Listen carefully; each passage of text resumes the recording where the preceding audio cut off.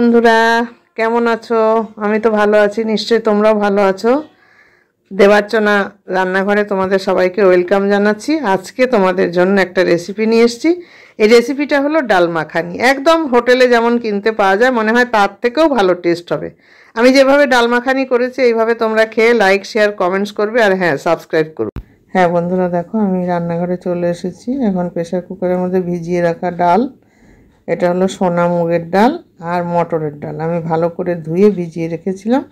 Pressure কুকারের মধ্যে এবার আমি দিয়ে দিচ্ছি। এবার দিয়ে দিচ্ছি একটু লবণ, অল্প করে দিচ্ছি লবণ, আবার পরে একটু দেবো, দেখতে হবে আগে। প্রেসার কুকারটা আটকে আমি বসিয়ে দেবো গ্যাসে।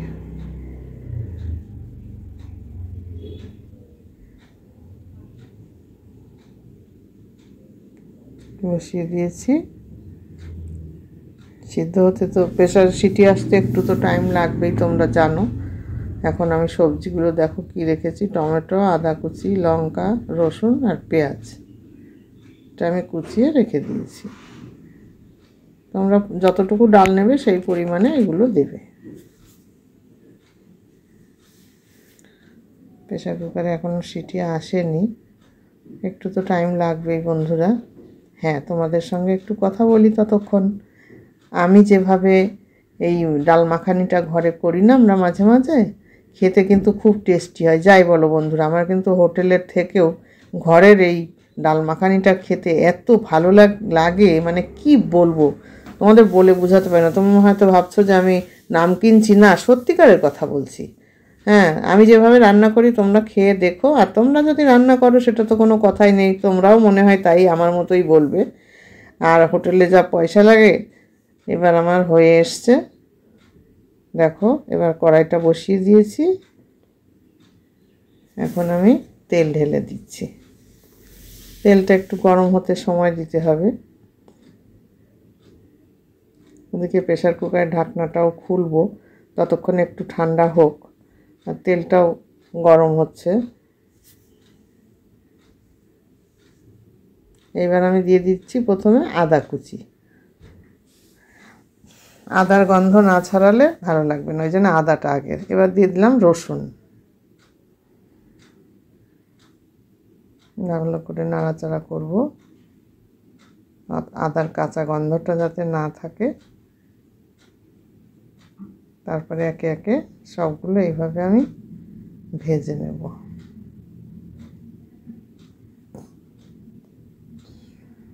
হয়ে এসছে আমার প্রায়। এখন আমি দেব, দেখো, পেঁয়াজ কুচি।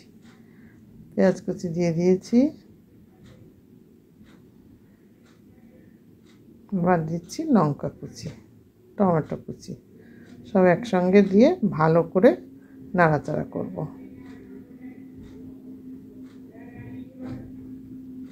এর ভালো করে কষানোটাই হলো আসল টেস্ট। এই টেস্টই হবে কষানোতে। তা তোমরা যে যেখান থেকে দেখছো বন্ধুরা, আমাকে লাইক, শেয়ার, কমেন্টস করো, বেশি বেশি করে শেয়ার করো।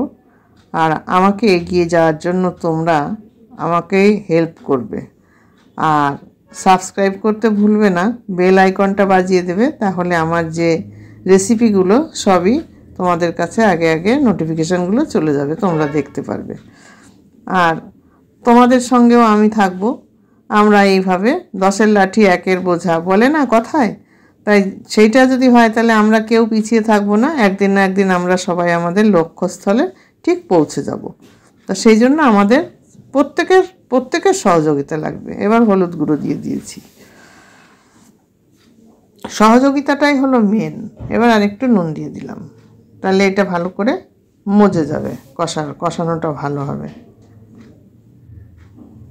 দেখো রঙটা কিন্তু বেশ সুন্দর লাগছে, তাই না? যেহেতু লঙ্কার গুঁড়োটা দেবো, এখনও দেইনি, এইবার লঙ্কার গুঁড়োটা দিয়ে দিলাম, আরও সুন্দর রং হবে। কাশ্মীরি লঙ্কার গুঁড়ো আমার ঘরে নেই, ওইটা দিলে আরও রঙটা ভালো হয়, যার জন্য লাল লঙ্কাতেই হয়ে যাবে। দেখো তাও কত সুন্দর লাগছে না দিলেও। যেহেতু টমেটো আর লঙ্কার গুঁড়ো দেওয়া আছে, ওই জন্য কাশ্মীরি লঙ্কার গুঁড়ো আর দেওয়া লাগছে না। কোনো ঝোল তরকারিতে তখন একটু মাংস টাংসতে দিতে হয়, এতে না দিলেও কোনো অসুবিধা নেই, থাকলে তোমরা দিয়ে দিতে পারো, তাতে কোনো ব্যাপার নেই। দেখো আমার সব মশলাগুলো সুন্দর জল ছেড়ে আসছে, সুন্দর ভাজা হয়ে আসছে, দেখেছো তেল উঠে গেছে ওপরের দিকে, তার মানে বোঝাই যাচ্ছে যে কষা হয়ে এসছে। একটু টমেটোগুলোকে ভালো করে মিশিয়ে দিচ্ছি।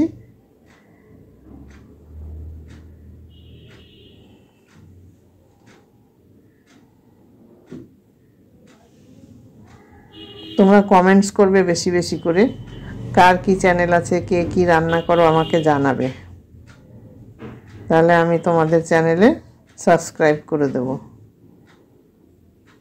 তোমরা আমাকে দেবে আমি দেব না, তার সেটা কি হয়? এটা আমি কখনোই পারবো না, আমি সেই ধরনের মানুষই না। এবার আমার কষানো হয়ে এসছে, দেখতে পাচ্ছ তেল ছেড়ে দিয়েছে। এখন আমি এই ডালগুলো ঢেলে দিলাম। দেখো ডাল মাখানির ডাল তো পাতলা হবে না, মাখানি মানে মাখা মাখা হবে মশলা দিয়ে। দেখো কি সুন্দর লাগছে, সেন্টটা কিন্তু খুব সুন্দর আসছে বন্ধুরা, মানে বলে বোঝাতে পারছি না, এত সুন্দর সেন্ট আসছে।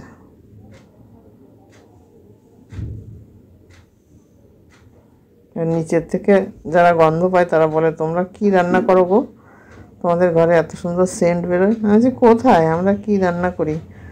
বলছে কি সুন্দর সময় সময় তোমাদের ঘরে এত সুন্দর সেন্ট আসে, মানে নিচের থেকে আমাদের মন ভরে যায়।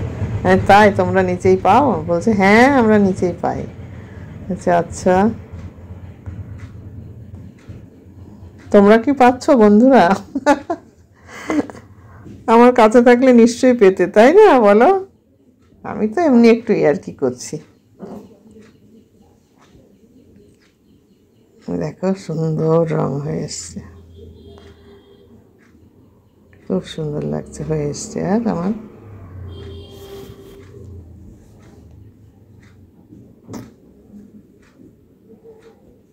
এবার দিয়ে দিচ্ছি ঘি, বেশি একটা দেব না ঘি, তেলও কিন্তু বেশি ইউজ করিনি, নিশ্চয়ই দেখেছো।